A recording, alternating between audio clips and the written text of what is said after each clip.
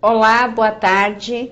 É um prazer estar com vocês neste dia 20 de março de 2017, no nosso costumeiro chat de todas as segundas-feiras. Eu tenho também perguntas aqui para responder, de pessoas que fizeram no chat da semana passada e não conseguimos respondê-las, e as que mandam pelo e-mail sppi@sppi.org.br. Eu tenho uma pergunta aqui da Isa. Ela pergunta o seguinte: pergunta de ordem prática. Em termos de solidez da formação de um futuro psicanalista, o curso IAD perde em algum aspecto para o curso presencial? Muito boa pergunta, Isa. Eu já me fiz essa pergunta muitas vezes, não é? O que eu tenho a te dizer é o seguinte: o presencial perde muitas vezes para o IAD. Por quê? Porque a única diferença que o presencial tem do IAD, em termos práticos, é a convivência que o aluno tem um com o outro. Porém, o IAD, visto que ele é um curso à distância, ele acaba tendo mais rigidez, um maior controle, não é? Na frequência dos alunos, um maior controle na entrega de trabalhos, uma necessidade de estudar mais, visto que você tem 2 meses para passar de módulo e tem provas. Fatores que não ocorrem no presencial. Então, assim, eu tenho até uma aluna aqui, Viviane Ivaniska, que ela disse o seguinte: adoro o curso como um todo. Eu pensava que por ser IAD fosse ser mais fácil, mas não é. Acho bem exigente e é necessário empenho e concentração. Tenho, no entanto, tido dificuldades com os exercícios, mas acho que é um período de adaptação. Então, você veja bem que os alunos muitas vezes pensam isso, mas de fato e de direito, o IAD é mais rígido, ok? Então é isso que eu tenho para te dizer, Isa. Uma pergunta da semana passada. A Isa também nos pergunta se a psicanálise lacaniana é mais estruturalista do que a freudiana. Olha, o que eu teria para te dizer é que como o Lacan conviveu muito com filósofos e não conheceu Freud, se nós pegarmos o estruturalismo do ponto de vista da filosofia, sim. Mas, na verdade, a psicanálise lacaniana é uma revisão da psicanálise freudiana com um alargamento de conceitos, assim como a junguiana. Ok? Interessante, nós temos uma pergunta aqui do Anderson. Ele me pergunta o seguinte: eu sempre achei que minha realidade era criada pelo que eu acredito e que o consciente é uma projeção do inconsciente, mas o inconsciente só tem desprazeres? Onde é gravado os prazeres? Bom, vamos lá, Anderson, aqui me parece que você não sabe ainda certas coisas. Bom, a realidade, né, da consciência, ela é criada pelo que você acredita. Só que muitas vezes o que você acredita não está baseado na sua realidade aparente e nem na sua realidade consciente. Está baseado numa realidade do passado, da infância, passado por uma moral da família, da sociedade, do entorno. E isso fica acumulado no banco de memória do inconsciente. Sejam boas as lembranças, sejam más as lembranças. Tudo fica arquivado nesse banco de memória. Portanto, aquilo que nós acreditamos na nossa realidade é permeado por uma série de realidades externas, familiares e temporais. Quanto com a relação de que o consciente é uma projeção do inconsciente, não só, é também. E os desprazeres só tem desprazer no inconsciente? Não. O inconsciente registra tudo. Todos os prazeres, todos os desprazeres, tudo.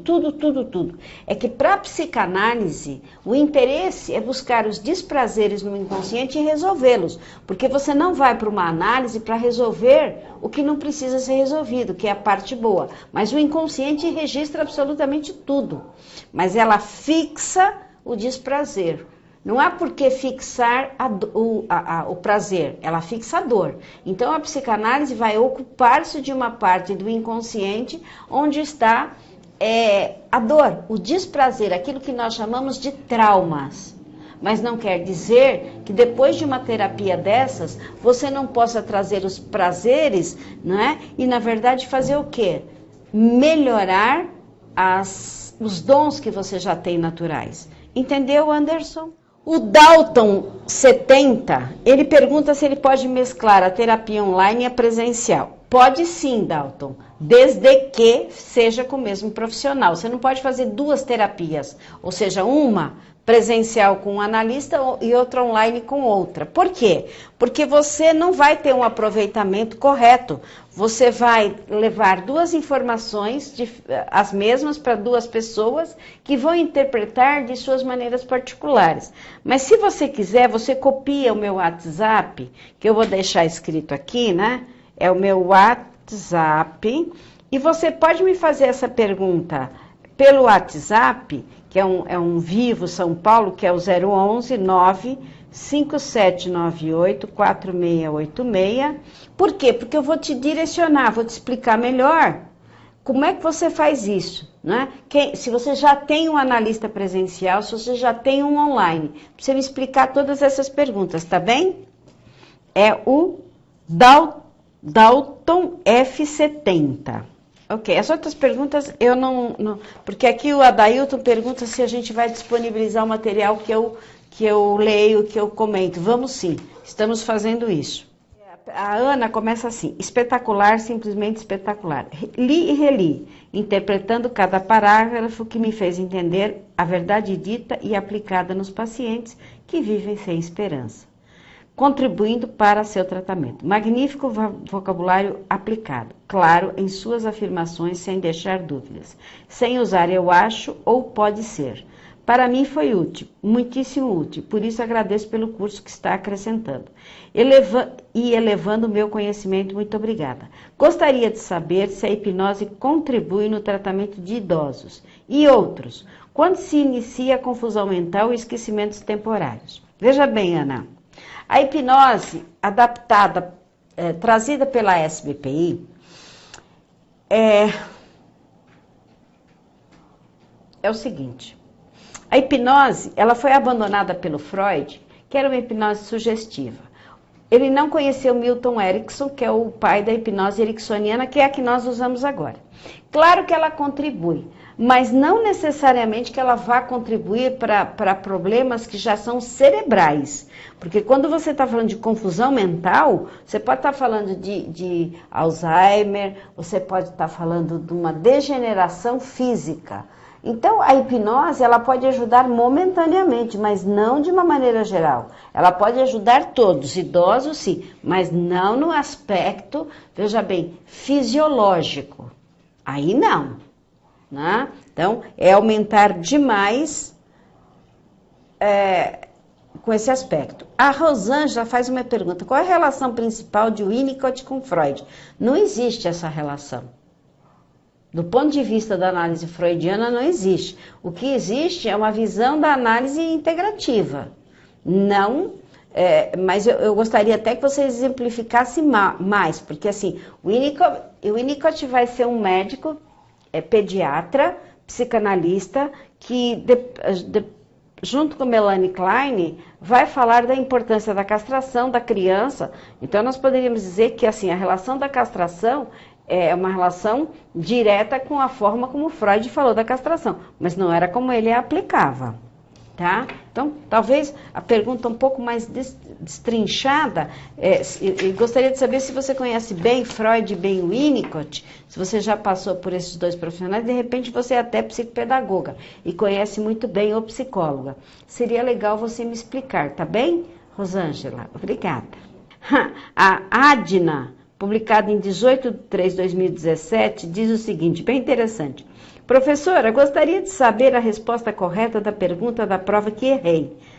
Quantas foram as teorias do aparelho psíquico? Eu não me lembro o que está lá na prova, mas ela respondeu o seguinte: foi 2, pois pensei na primeira teoria inconsciente pré-consciente e a segunda teoria de ex-pereco. Na verdade, foram 3. A telescópica, que era a primeira que ele abandonou. Depois, nós temos uma teoria do quê? Topográfica, que é a divisão como um topógrafo, que é um medidor de terras, faz e dividiu em inconsciente, pré-consciente e consciente. inconsciente, pré-consciente e consciente.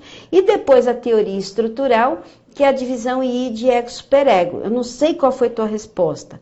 Seria interessante você dizer qual foi a tua resposta para a gente entender onde é que você errou, viu, Adna? Tá bom? Nós estamos chegando no final do chat e eu tenho aqui uma pergunta da Flávia. Olá!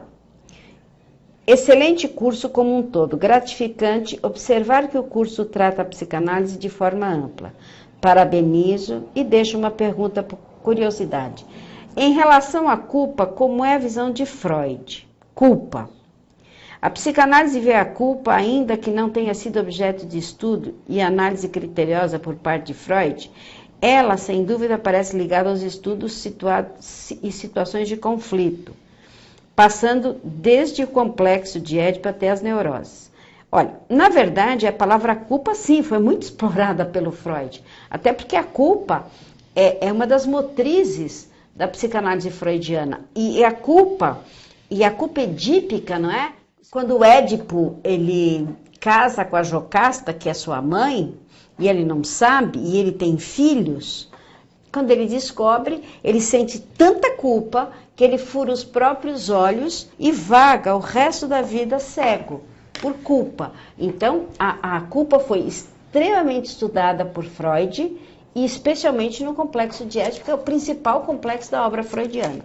Nós temos aqui ainda o Adailton, que fez uma pergunta. Tudo começou com a hipnose e depois foi abandonada.